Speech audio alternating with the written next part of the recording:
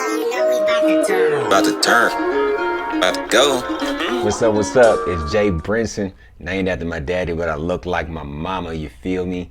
I'm here with the Lee Tribune. What is that? I'll get into that in a different episode, you feel me?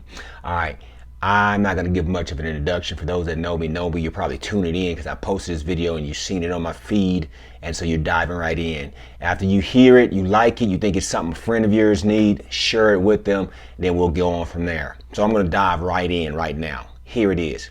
Two of the most nurturing people I've known have said some of the statements, most hurtful statements to me. Those two statements are, you are a black sheep, and two, you will always be the problem. Sit with that a little bit, huh? Sit with that. How would you handle it? What I want to do is give you an opportunity to do what I did with those hurts, which is understand those statements. All right? I had to think about my life a little bit in those hurts. And then I began to think about things from my past, from stepping in the middle of domestic fights, leaving home for college, going to 2 states away, to remaining in a predominantly white church throughout my college years where people were accusing me of being of a cult, to removing our kids from public school, to homeschooling them. Now, these things aren't uncommon, but they were uncommon when I did them in our culture, all right? And so acting out in forgiveness to the people who said what they said in those domestic fight opportunities and all those things, and even what was said to me, I had to really consider those statements. And those statements, man, they changed my life. First, regarding you are a black sheep. I remember in that moment, I didn't really grow bitter or anger, but I actually felt like it was a sense of purpose. I felt defined. Now, you might say that's weird, but hey, at that moment, that was the only encouraging thing I was receiving. So it was something that at least gave me a path to be on. Then you think about that statement, you will always be the problem, right? And I began to think about that. But then I began to consider my life and some of the situations I've been in, organizations I've been a part of, and teams I've worked with, and in moments feeling lonely, feeling unheard, feeling invisible because of the statements I had said. And then it just kind of began to click to me really what those statements were about. If it wasn't for me, many people would have made decisions that would not be healthy for themselves or even detrimental to their life had I not said nothing, had I not been the black sheep, not with the crowd, had I not been the problem for them to reconsider what they're doing. I've been the conflict for people, but like a friend once told me, it was for good. Man, I know this seems like a far-fetched thing, but I'm trying to take you somewhere, so stay with me. Have you ever sensed that like you were the problem in the room? Yeah, you can be an unhealthy problem, but even in those moments, you are helping to bring about a truth. We're thinking about like this, the class clown not being challenged. Your wife screaming at you at the way you're driving, but you're causing anxiety in her. This is all bringing about the truth. Maybe it wasn't handled as healthy as it could have or as graceful as it could have, but yet it's bringing about truth in a way. Are you seeing how this works? I'm hoping so. Let me give you a couple more analogies or illustrations. Check this out. Have you seen iRobot starring Will Smith? Love that movie. Sci-fi thriller created in 2004. You check it out if you haven't. But for those who have, they know it takes place in 2035. A technophobic cop investigates a crime that may have been perpetrated by a robot, which leads to a larger threat to the human community. Right? You remember in iRobot, right? It was Will Smith he plays the character Dale Spooner. Right? And he's an investigative cop, or he's a cop, and he's investigating this murder of a man, a doctor or a scientist who creates these robots. And instead of going to a detective, this hologram calls for Dale Spooner. And in the end of the movie, after he helps solve the issue of what's going on, I'm not going to tell you, I'm not going to do a spoiler here, but he says, Lanning, which is the scientist, was counting on my prejudice to lead me right to you. Lead him right to this suspect to help him solve the case. What is he saying? That scientist was counting on his prejudice to lead him to the truth. Are we getting there yet? Are you seeing this? God is counting on how he wired me to help lead people to the truth. Yes, that's what I came to in understanding those statements and being in the midst of those situations and challenging the status quo or the thoughts of what people are having. And that's what I'm trying to get you to see. God is counting on how he wired you to help lead people to the truth. Praise God, right? I mean, come on.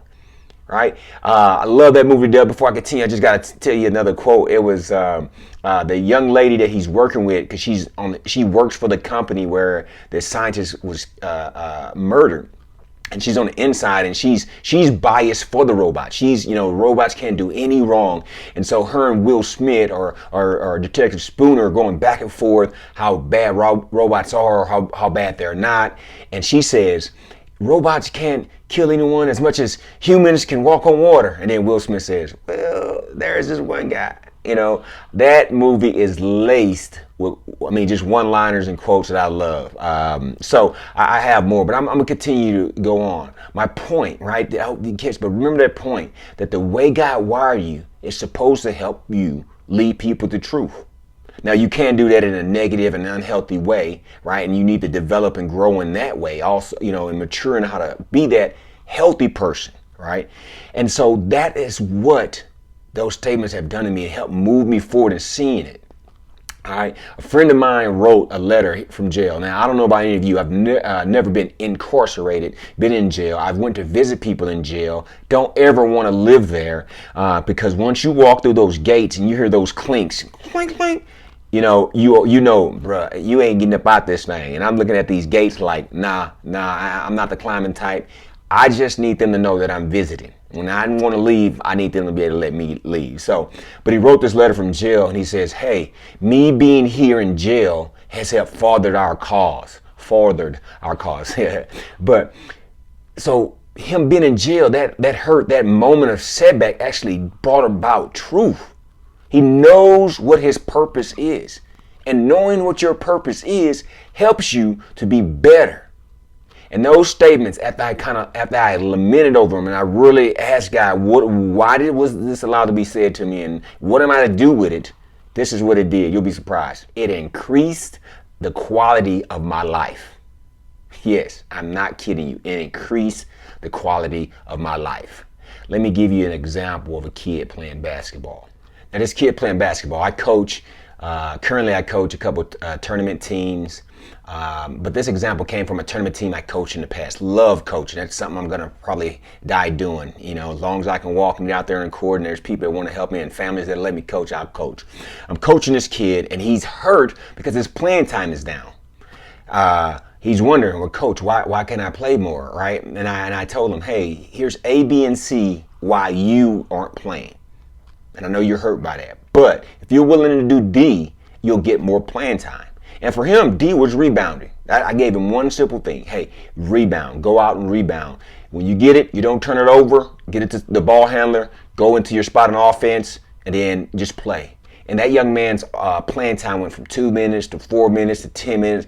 This guy had a ton of energy because he had one job to do. And that was go and rebound. So much so he was playing so much that he began, the universal signal for bring me out, coach. He's pulling his jersey. I'm ready to come out. Then he comes out the game. He's yelling at the other guys, eat ribs, eat ribs. For us, eat ribs mean get rebounds. And so he's yelling at, and he's excited, right? Because his quality of life has been increased because he allowed the hurts to help grow him up, to help mature him. Now, what I'm asking you to do is have a spiritual surgery like I had. All right. Those hurts, God went in. He turned those hurts for good. He adjusted them and it helped me grow in that. I have friends who've played not only in high school and college, but also in the professional level, football, basketball, etc. And they've had knee injuries. And some of them have reported back that their knee injury their knee is better than it was prior to surgery. So by them having surgery, going through the rehab, their knee came out a lot better than it was prior to surgery. Okay? So I hate to say it, sometimes we need bad things to happen to get us to mature. Growing hurts. Life sometimes hurt. So my question to you, are you willing to allow for spiritual surgery to happen? Everyone wants the testimony, but nobody wants the test. Athletes want the highlight, but not climb the high mountain that it takes to achieve who they were created to be. So my question to you is, what are you going to do about it? Some of you have hurts replaying in your head right now. Many hurts for some of you. Look, check this out. Currently, I'm rehabbing my back. Thank you, Momentum Chiropractic. After the diagnosis, he gave me some post-injury, post-hurt work, okay? Adjustment and a few exercises. Until I am completely healthy again, he's giving me some things to do to help bring me back to health. And that's what I want to do, right? You have your hurt. What do you do after you're hurt? All right? And that's what I want to do for you. Have you do a spiritual surgery, right? Something that help you grow out of this. Though life hurts, you can live life more healthy. You could add more value to your life through using those hurts to benefit you. All right. So here's what you're going to do. First thing you're going to do is you're going to take one of those hurts. You're going to write it in a journal, a notebook, or somewhere. Write it on your mirror, whatever it is. Ask God, why did you allow this to happen to me? And how am I to use this to grow? All right. First thing is write it down. Second thing is ask God those two questions. And the third thing is talk to someone about it, a friend, a mentor. And if you don't sense any growth happening, you might want to get professional help. Go see a counselor. The goal is that you will grow from this, that you will use life's hurts to help you grow. All right. Envision this. I want you to envision this because it's the same thing I envisioned for myself. You're looking at your past hurts as an investment in a quality that is going to add to your life. You know what I'm saying? Look at your past hurts as investments in quality that you're adding to your life. Then what I would like for you to do is you're going about your life and your day going forward, that every time you're hurt or offended, you look at these hurts like, oh, time for an upgrade. All right, my life is being invested in. Look, life is about to get better. And that's how I look at life. And that's what I'm envisioning for you. We're not meant to live in hurt. We're meant to live life better. This is Jay Brinson with the Lee Tribune. Between this world and reality, let me help take you there. Jay Brinson. Yeah.